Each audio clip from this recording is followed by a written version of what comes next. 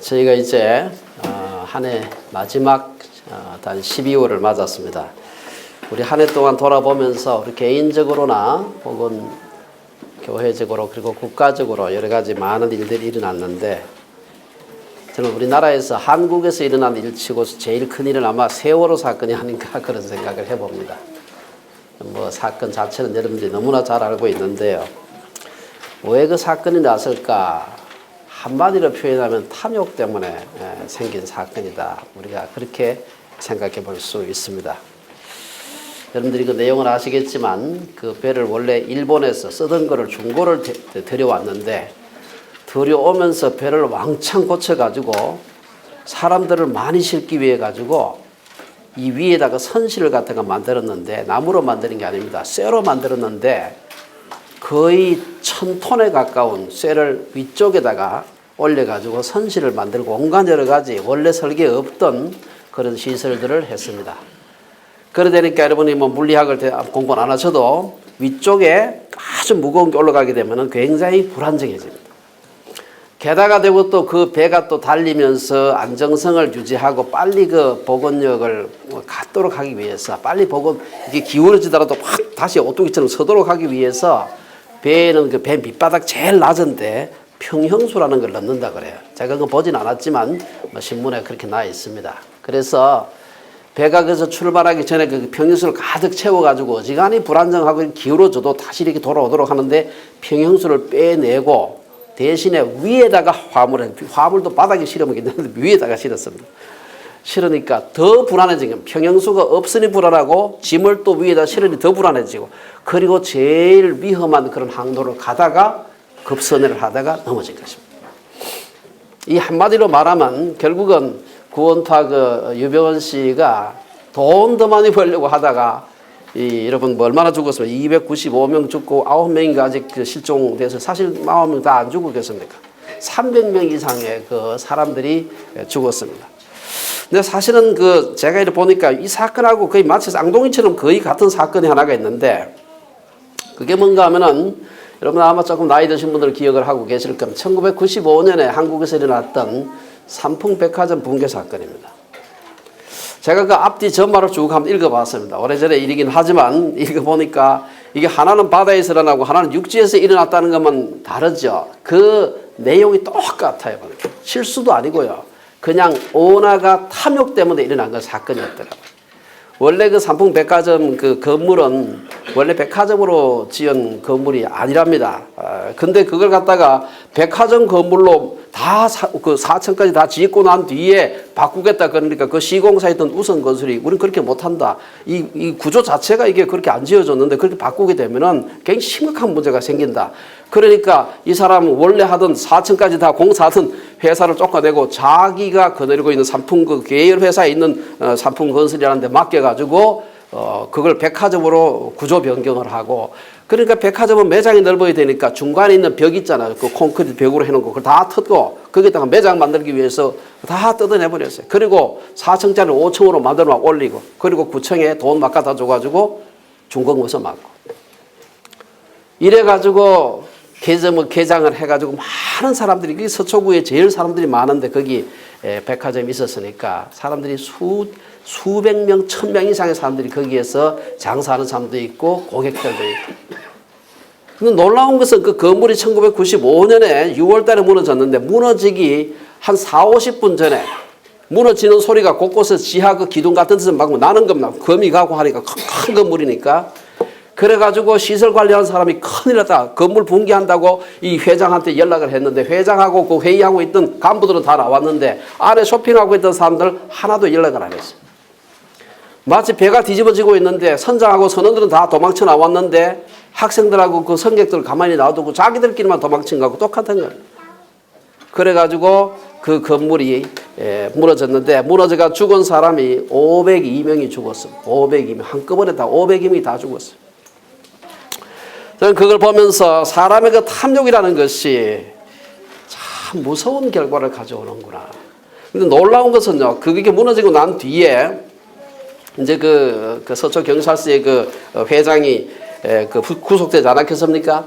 그러니까 기자들이 가가지고 그 사람하고 인터뷰를 하려고 인터뷰를 하니까 이 이준이라고 하는 그 회장이 뭐라고 하는가 하면 그대로 나와 있습니다. MBC하고 그 기자 회견을 한 게 있는데, 이보시오 기자 양반, 백화점이 무너졌다는 것은 다시 말해서 손님들에게도 피해가 가는 것이지만 우리 회사의 재산도 망가지는 거예요. 사람이 지금 500명이 넘어 죽은 지금 사건입니다. 자기 그 백화점 가서 그 쇼핑하고 뭐 그 장사하다가 죽었는데 이런 얘기를 한 것입니다. 저는 오늘 이 본문을 읽으면서 그 탐욕이라는 것이 어떤 결과를 가져오는가 하는 것을 다시 한번 생각을 해 봤습니다. 여러분이 지난 우리가 사도행전을 공부를 쭉 해서 1장에서 지금 4장 마치고 5장에 들었었는데, 지금까지 사도행전에 나타난 초대교회의 그 드라마틱한 그 부흥의 역사를 우리가 봤습니다. 예수님께서 십자가에서 못 박혀 죽으시고 성천한 그 사실로부터 사도행전을 시작하는데, 그리고 난 뒤에 많은 박해와 오순절 성령 강림과 그로 인한 다이나믹한 하루에 3,000명씩 회개하는 놀라운 그러한 초대교회의 부흥을 우리가 보았습니다. 모든 것이 승승장구하고 잘 되는 것 같은데 놀랍게도 오늘 본문을 보게 되면은 그 가운데 마치 개밥의 도토리처럼 초대교회의 아름다운 모습을 망가뜨리는 아주 중요한 사건이 하나가 일어나는데, 그게 바로 그 유명한 아나니아와 삽비라의 얘기입니다.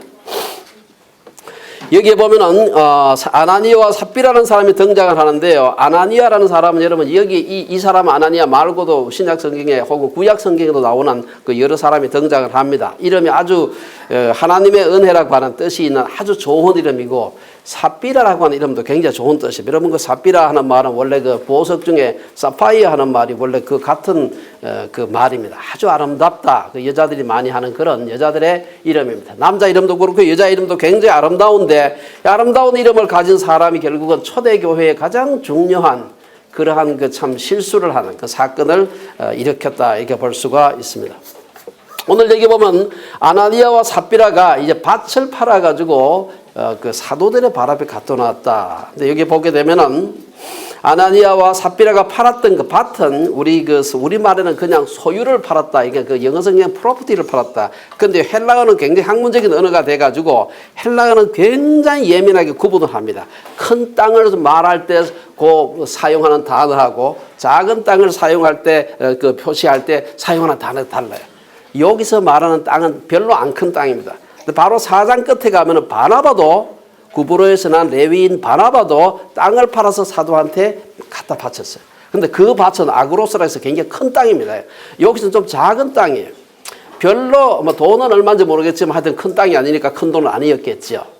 그 돈을 가지고서 갖다가 바치면서 다다, 이렇게 내가 판 돈 다다 이렇게 해서 바쳤는데 사실은 다 바친 게 아니고 그 중에 일부만 바쳤습니다. 그러므로 인해 가지고 사도 베드로로부터 아주 심한 꾸지람을 듣고 거기에서 죽임을 당하는 그러한 것을 볼 수가 있습니다. 여기 보면은 이 혼자만 한 게 아니니까 공모를 했는데 그 아내도 알더라. 2절에 보면은 판 것도 알고 판 것 중에 일부를 숨기고 일부만 이렇게 헌금했다는 걸 아내도 알았다. 알았다는 것이 그냥 지적으로 인지했다는 말이 아닙니다. 공모했다는 말입니다. 히브리어에 알았다 하는 말은 그냥 아는 게 아니에요.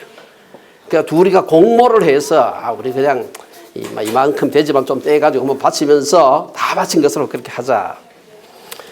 사실 에덴 동산에서 인간의 첫 번째 범죄가 부부의 공모로 이루어졌던 것처럼 부부가 범죄를 공모하는 것은 흔히 있는 일입니다. 뭐 남편이 하는데 아내가 모를 수가 없고 아내가 하는데 남편이 모를 수가 없죠. 그래서 부부는 선한 일이나 악한 일이나 공모하기가 아주 쉽습니다. 근데 저는 좀 잘 안 되는 것 같아요. 보니까. 예. 제 아내가 박사학위가 2개가 있는데 죄송합니다. 자랑해서. 한 개는 이제 신학을 했고 하나는 참말 박사라고 하는 박사학위를 가지고 있습니다. 이 제가 지은 별명이 아니고 저의 장모님이 지어준 별명이에요. 그러니까 옛날 아주 어릴 때부터 있던 이름입니다. 참말 박사. 뭐를 제가 조금 잘못하면 마치 나무 말하듯이 그냥 망보라 그래가지고 그래도 같은 편인데 좀 편을 좀 들어줘야 좀 잘못해도 좀 천천히 고칠 텐데 마치 나무 얘기하듯이 와서 얘기를 해가지고 제가 아주 힘들 때가 있습니다. 이 가끔 참말 박사가 있는데 여기 보면 참말 박사가 아니었던 것 같아요. 어쨌든 3절에 보면은 사탄이 내 마음에 가득하여 내가 성령을 속이고, 여러분 성령이 충만한 오순절 사건이 일어난 지가 얼마 안 됐을 때입니다. 성령이 충만한 초대교회에 사탄이 가득한 사람이 있어도 이 정반대 개념이죠. 성령 충만한 교회에 초대 그 예루살렘 교회에 사탄이 충만한 사람이 있었다. 우리 보면 한자말로 하다 보면 호사다마다 이렇게 할 수가 있습니다. 성령의 역사가 심한데 큰데 이 사탄의 역사도 있었다. 여기서 그 영국의 성경학자 F.F. 브루스라는 사람은 이 사건하고 대조가 되는 한 사건이 있는데 그게 바로 여호수아서에 나오는 아간 사건이다. 그렇게 얘기를 합니다. 아간 사건은 거기서 나오는데 보면 거기도 아간이 여리고성하고 막 전투를 해가 여호수아가 첫 번째 이제 가나안 정복 전쟁하면서 첫 번째 큰 전쟁이 그 여리고성을 이제 함락하는 것인데 전쟁하니까 그 큰 성이니까 얼마나 많은 그 전리품이 있었겠습니까? 그 전리품을 갖다가 다 없애라 그랬는데 없애지 않고 아간이 좋은 것만 싹 빼서 훔쳤거든요. 그래가지고 그 다음번 전투 여러분 아시는 대로 조금 훨씬 더 작은 성인데 막 이스라엘 백성 군대 다 안 올라가도 되고 한 3,000명만 올라가도 되겠다. 갔다가 된통당하고 많은 사람이 죽었습니다. 왜 죽었느냐? 살펴보니까 아간이라는 사람이 하나님께서 다 없애라고 했는데 전리품 중에 좋은 걸 훔쳐가지고 하나님께서 벌을 준 것이었습니다. 그래서 아간이라는 사람이 여러분 아시다시피 돌에 맞아서 죽고 그 다음에 다시 가나안 정복 전쟁이 힘있게 나아가는 것을 볼 수가 있습니다. 여기에서 보면은 오늘 2절과 3절에도 보면은 그들이 소유 프로퍼티를 팔아가지고 땅을 팔아가지고 그 중에 일부를 감추었다 하는 말이 두 번 나옵니다. 2절에도 한번 나오고 3절에도 한번 나오는데 이 말은요 아간이 구약에 보면 여호수아서에서 얼마를 갖다가 전리품을 감추었다 하는 말을 곧 히브리어로 되어 있습니다만 그거를 헬라어로 번역할 때 썼던 단어하고 똑같은 말을 쓰고 있어요. 물론 헬라어로 70인역이라고 하는 것은 헬라어로 된 성경인데 똑같은 말을 쓰고 있어요. 그 내용으로 보면은 이제 예루살렘 교회는 새로운 이제 교회라고 하는 것이 그동안 없었습니다. 구약에 뭐 성전, 회당 이런 건 있었지만 교회라는 건 이제 처음 시작되는데 이제 예수님께서 세상 떠나시고 성령이 강림하시고 교회가 시작돼서 막 가려고 하는데 이 사건이 일어난 것이죠. 가나안 땅을 정복하기 위해서 여호수아와 그 갈렙이 군대를 이끌고 들어가는데 그전에도 전쟁이 한두 번 있었지만 본격적으로 가나안 땅에 들어가서 하는 전쟁은 여리고성 전쟁이 처음이었습니다. 그 전쟁하면서 결국은 그 여호수아 때문에 아간 때문에 대패를 한번 하게 되고 그 다음에 그 악을 처리하고 난 뒤에 가나안 정복 전쟁을 성공적으로 한 것을 볼 수가 있습니다. 그래서 이 두 가지 사건을 굉장히 비슷하게 서로 이렇게 좀 이게 병렬적으로 넣어 볼 수가 있습니다. 아간의 탐욕을 정죄한 후에 여호수아의 군대는 더욱더 강해졌습니다. 그 사건이 일어나고 난 뒤에 물론 그 전쟁에서 이겼고 그 다음에 본격적으로 가나안 정복 전쟁할 때 가장 가나안에 이미 6부족이 아주 강대한 부족이 살고 있었는데 그 중에 가장 강한 부족이 겁이 나가지고 전쟁도 안 하고 우리가 당신들 종되겠다 하고 왔습니다. 그러니까 나머지 5부족이 이 변절자 해가지고 자기들끼리 연합군을 만들어서 그걸 쳤습니다. 이 쳤을 때 결국은 이 여호수아의 군대가 가서 5부족이 연합한 군대를 대파하게 됩니다. 그래가지고 가나안 정복 전쟁이 손쉽게 끝나는 것을 볼 수가 있습니다. 오늘 여기서 보면 아나니아와 삽비라가 마음에 사탄이 가득해서 성령이 속이는 죄를 범하고 난 뒤에 그가 베드로 앞에서 죽임을 당하게 됩니다.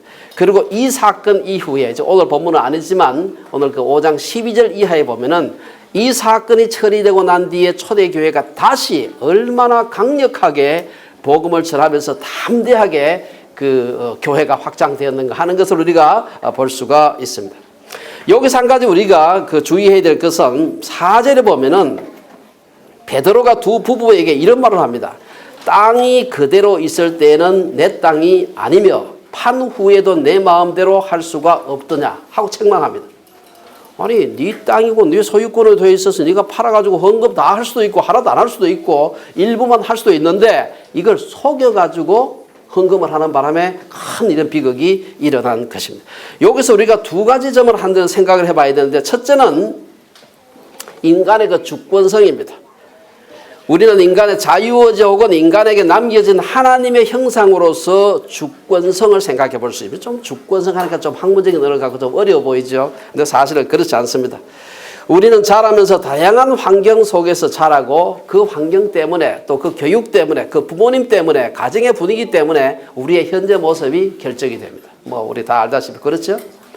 그런데 이것을 극단적으로 이제 그 나아가는 것이 뭔가면 조금 어렵습니다만 환경 결정론이라고 하는 그 주장을 한 사람들이 있어요. 환경에 의해서 인간은 다 만들어진다. 따라서 그 사람이 잘한 것이든 잘못한 것이든 다 환경 책임이다. 좋은 것을 환경 탓으로 돌리면 좋은데 문제는 범죄를 하거나 극악한 일을 하고도 내가 그래서 그런 게 아니고 나도 뭐 니네들처럼 좋은 환경에서 자랐으면 내가 그런 일을 할 리가 없다. 환경 탓으로 자기의 잘못된 일이나 범죄를 갖다가 돌리는 것입니다. 이게 아주 정말 큰 문제죠.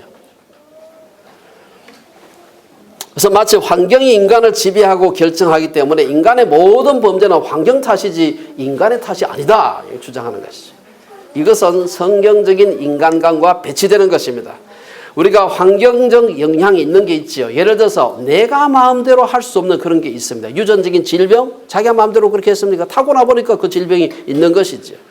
정신병 뿐만 아니라 뭐 불구 이런 것들은 자기가 마음대로 할 수가 없습니다. 태어나서 보니까 이미 그렇게 태어난 것입니다. 그거 말고 그래서 우리가 세상 법정에서는 그런 사람들은요, 범죄를 하더라도 정신병자는 범죄를 해도요, 감옥에 집어넣고 정신병원에 집어넣습니다. 치료받으라고.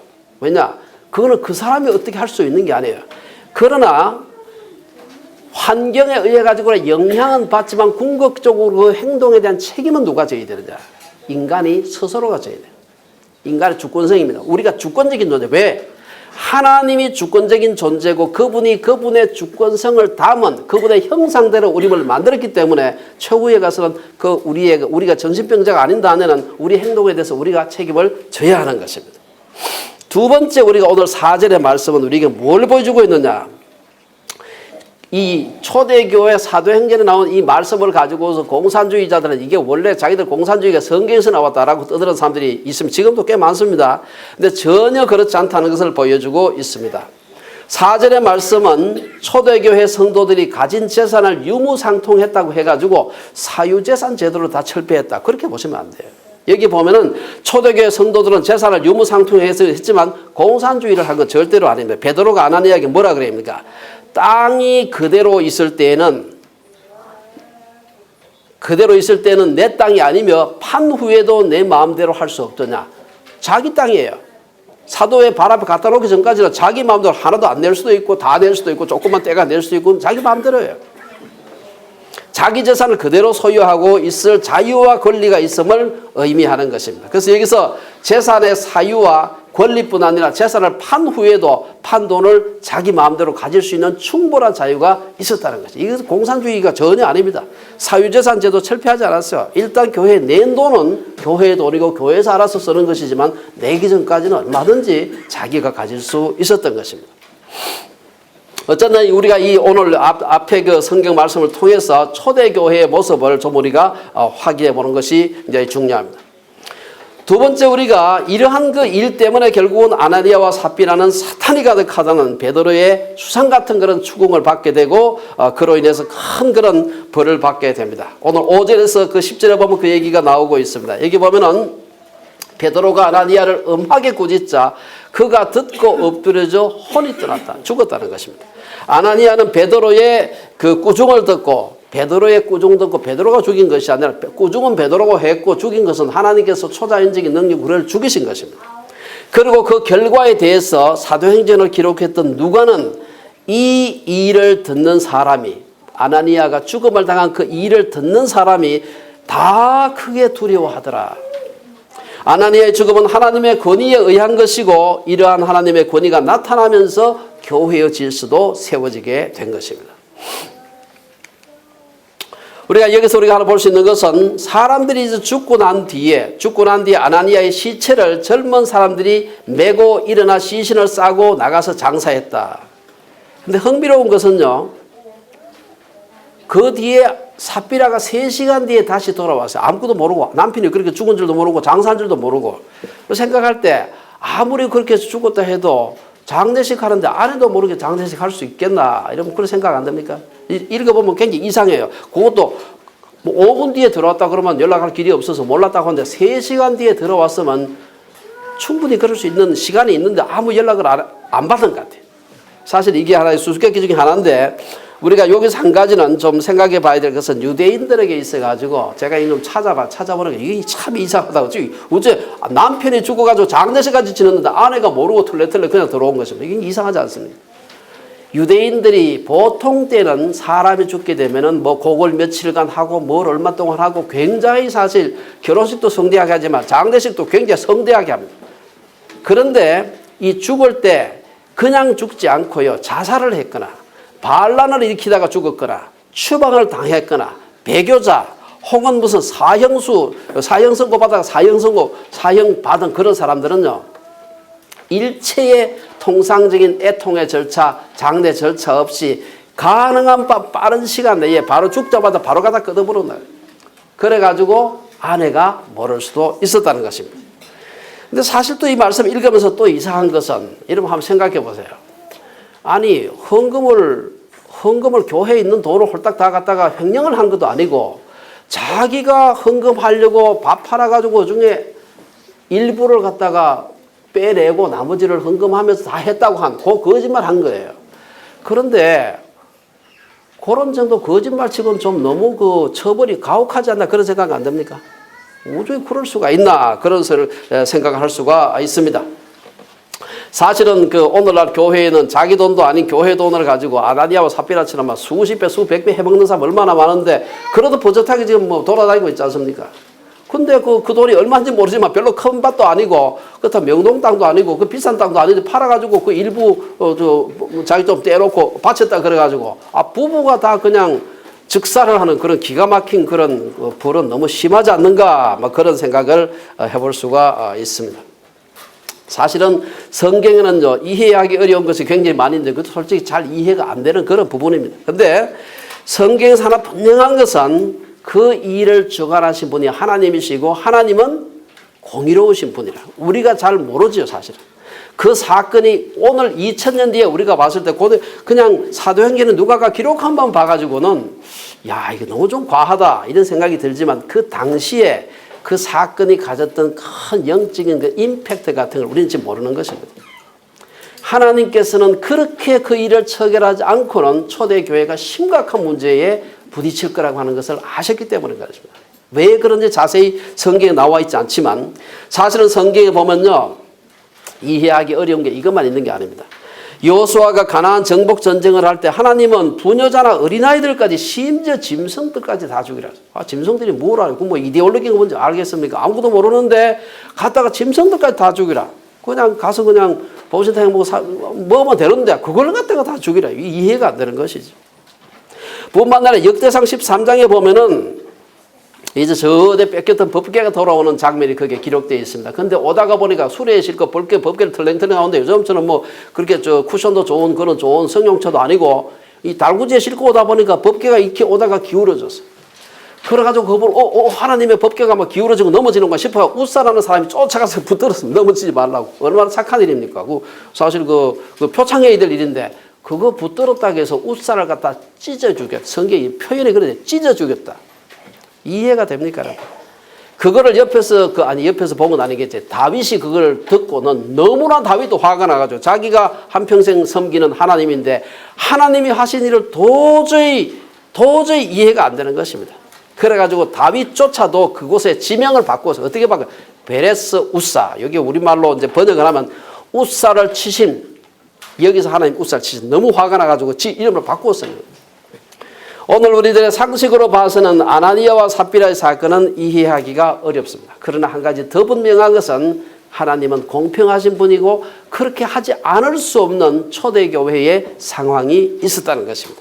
아마 이 사건을 그렇게 처결하지 않았더라면 초대교회에 아주 큰 어려움이 닥쳤을 가능성이 많고 이제 막 시작되는 그 교회라는 말이 오늘 이게 처음 나오는 우리 성경에서 신약성이 처음 나오는 데입니다. 이게 이 처음 그 사도행전에서 나오는 이 교회라는 것이 막 시작되는데 이 큰 사건이 나서 교회 자체가 시작될 수 없는 그런 절체절명의 위기가 아니었겠나 이렇게 생각해 볼 수가 있습니다. 4절 마지막 부분을 보면 아나니아와 삽비라의 행동은 하나님 앞에서 거짓을 행한 것이었습니다. 거짓말은 누구 앞에서 했습니까? 베드로 앞에서 교회 앞에서 했는데 그것을 누가는 하나님 앞에서 거짓을 했다. 하나님을 속였다 이 말입니다. 그래서 이런 그 거짓과 영적인 타락을 그대로 두었다가는 초대교회의 뿌리까지 흔들릴 수 있겠다는 생각을 한 것입니다. 헌금과 관련해서 이렇게 무시무시한 사건이 일어났음에도 불구하고 오늘 본문 말고 그 다음 장 6장에 가면 유명한 그 구제의 불공정함 때문에 사도들이 그냥 재정적인 문제로부터 완전히 물러나는 그런 사건이 기록되어 있습니다. 교회는 물질 문제에 있어서 매우 신중해야 합니다. 그렇지 않으면 가뜩하면 사단의 유혹에 빠질 수가 있는 것입니다. 세 번째 우리가 생각해 볼 수 있는 11절의 말씀인데 여기 보면 우리에게 오늘 이제 교회가 뭔가 하는 것을 얘기를 하고 있습니다. 여기 보면 11절 말씀에서는 사도행전에서 처음으로 교회라는 말이 등장을 하는데 여러분 아시다시피 교회라는 말은 뭐뭐로부터 불러내다는 그 헬라 말을 갖다가 이게 합쳐서 만든 복합어입니다. 이게. 그래서 에클레시아 하는 것은 에크라는 말과 칼레오라는 말을 합친 거예요. 그래서 뭐뭐로부터 불러낸다. 원래 이게 헬라적인 기원을 갖는데 여러분 헬라 그리스 지방에 가보면 이렇게 여행을 해보면 곳곳에 뭐가 있느냐 하면은 포럼이라는 게 있어. 포럼. 뭔가 하면은 원형 경기장 비슷한 게 사람들 둘러 앉아가지고 야외 공연도 하고 연설도 하고 뭐 선거 운동도 하고 하는 그런 데가 있습니다. 지금도 그 막 곳곳에 가면은 나와 있습니다. 그 야외 극장이죠. 거기에서 무슨 중요한 그 사람들의 의견을 듣거나 토론을 할 일이 있으면 요새처럼 인터넷으로 쫙 보낼 수가 없잖아요. 그러니까 목소리 큰 사람이 다니면서 불러내는 겁니다. 오늘 어디에서 뭘 하니까 나오시하고 사람들이 막 큰 소리 지르면서 불러다녀서 그리 끌어모으는 일이죠. 에크 칼레오 하는 거예요. 에크 사람들을 어디서 불러내 집에서 불러내야 사람을 연설을 할 거 아니겠어요. 거기에서 세상으로부터 불러냄을 받은 사람들의 모임이라고 하는 교회라는 말이 거기서 나오게 된 것입니다. 교회라는 말은 처음부터 어원부터 건물과는 무관한 그런 개념이었습니다. 교회와 비슷한 의미의 단어가 그리스에 또 있는데 그게 뭔가 회당을 의미한 시나고그 하는 말입니다. 여기도 시나고그 하죠. 시나고게 하는 말인데 이 말 역시 건물이라는 의미보다는 사람들의 모임이나 회합이나 집회를 가리키는 말이었고요. 이와 유사하게 구약에 보면 신명기 23장에 보면은 성회라는 말이 나옵니다. 성회. 거룩한 모임, 성회. 이 말도요, 원래 건물이라는 의미는 없고, 회중, 무리, 총회, 소집, 뭐 이런 그 의미가 있는 것입니다. 그래서 교회를 건물이라고 속이고, 건물을 성전이라고 우기는 것은 아주 틀린 것입니다. 그렇게 우기는 사람들을 보면은 일반 성도들은 그게 뭔지 몰라가지고 그냥 막 그런가 보다 하고 그러고요. 대개 목회자나 교회 지도자들은 알면서 사람들 건축 헌금 많이 하라고 그렇게 하는 경우가 아주 많습니다. 절대 그런데 헌금하면 안 된다. 교회는 교양단체나 친목단체가 아닙니다. 교회의 개념은 그리스나 히브리 세계의 배경에서 있지만 이 초대교회에서 성령의 강림으로 탄생한 것입니다. 말은 그리스 문화에서 빌려왔지만 그 여러 가지 외적인 형태는 구약이라든지 이런 데서 빌려왔지만 이 신약에서 사도행전에서 교회는 성령 강림으로 새로 크리에이션 된 그런 개념입니다. F.F. 브루스는 말하기를 교회는 새로운 존재인 동시에 오래된 존재이다. 예수님을 메시아라고 증거하며 그분의 죽으심과 승천하심, 성령 강림 등을 증거한다는 점에서는 새로운 개념이고 유대 나라에 국한되었던 여호와의 총회 혹은 성회를 전신으로 한다는 점에서는 아주 오래된 개념이다. 그런 말을 했습니다. 교회라는 개념은 예수님의 성천 이후 제자들이 임의로 만든 조직이 아니라 예수님의 공생의 사역에 곳곳에 교회를 준비하신 흔적들이 곳곳에 나타나 있습니다. 예를 들어서 예수님이 자기를 따르는 제자들에게 내가 어부를 삼겠다. 사람을 낚는 어부를 삼겠다. 사람들 모은 것입니다. 뿐만 아니라 또한 그 일꾼들을 세워야 한다. 마가복음 9장에 그렇게 나오고 있고요. 열매 맺을 백성에 관한 말씀. 이전에 그 백성이 아니고 새로운 열매 맺을 백성이 필요하다. 교회를 말하는 것입니다. 12제자를 세우시는 것, 70명의 사도들을 세운 것, 이 모든 것들이 메시아의 출현과 더불어서 새롭게 시작될 새로운 백성들의 모임을 나타내는 그런 말이다. 예수님은 땅 위에 계시지는 않지만 그리고 교회의 조직을 그분이 친히 완성하지는 않았지만 예수님께서 3년간의 공생애를 통해서 교회의 기초를 닦으신 것입니다. 교회는 참으로 신비로운 존재입니다. 우주적인 교회의 한 부분으로서 작은 우리 주빌리 채플을 생각할 때도 그렇습니다. 저희가 어쩌니까 이제 운영위원회를 장로님 댁에 모여가지고 했는데 사실 우리 교회가 지금 100여 명도 안 되지 않습니까? 며칠 모여가지고 내년에 교회를 어떻게 하면 잘할 수 있을까? 올해 우리가 또 잘못한 거 없나? 이렇게 해서 서로가 얘기를 많이 했습니다. 했는데 저는 사실 교회를 이렇게 섬기면서도 참 신비롭다. 어떻게 돈도 안 주는데도 사람들이 이렇게 열심히 일을 하지? 헌금 내가면서 말이에요. 어디 직장 가보세요. 돈 안 되고 일 시킬 수 있습니까, 여러분들? 다 최저임금 이상 줘야 되죠. 그러면서 모두가 다 억지로 하지 않고 누가 하라 해서 눈치 봐서 하는 게 아니고 헌금 눈치 보고 냅니까? 아무도 시키지 않아요. 그냥 우리 합시다 하고 표 만들어서 의무를 맡기면 기법으로 하는 것입니다. 교회의 신비 무엇이 그렇게 하는가? 성령께서 그렇게 한다라고 밖에 말할 수가 없습니다. 저는 한 해를 돌아볼 때마다 제가 교회는 신비라는 고백을 하지 않을 수가 없습니다. 우리가 다 얼마나 부족합니까? 저도 부족하고 다 부족한 사람들이 모였는데 이 교회가 운영되고 빵꾸 안 나고 망하지 않고 간다는 게 신통해요. 이게 어떻게 이렇게 될까? 이게 우리가 봤을 때 사람 몇 사람 앉아있는 것 같지만 2000년 전에 예수께서 이 교회를 세우기 위해서 기초 작업을 다 하셨고 성령께서 지금도 끌고 가고 계신다라고 우리가 생각을 하지 않고는 교회를 설명할 수가 없습니다. 오늘 11절은 사람들이 아나니아와 삽비라의 사건을 보고 크게 두려워하였다. 11절에 또 한 번 그 얘기가 나옵니다. 여기서 말하는 두려움은 단순한 공포나 절망이 아니고 경외심과 공포가 함께 포함된 것입니다. 교회가 아무것도 아닌 것 같고 사람 몇이 내보다 훨씬 못한 사람들 막 있는데 사람 몇이 모인 것 같지만 이게 신비로운 존재구나. 내가 마음대로 할 수 없구나. 라는 생각을 하게 된 것입니다. 아나니아와 삽비라의 일은 교회의 징계였고 사람들은 그 징계로 인해서 진리의 왕이 되신 예수님을 경외하게 된 것입니다.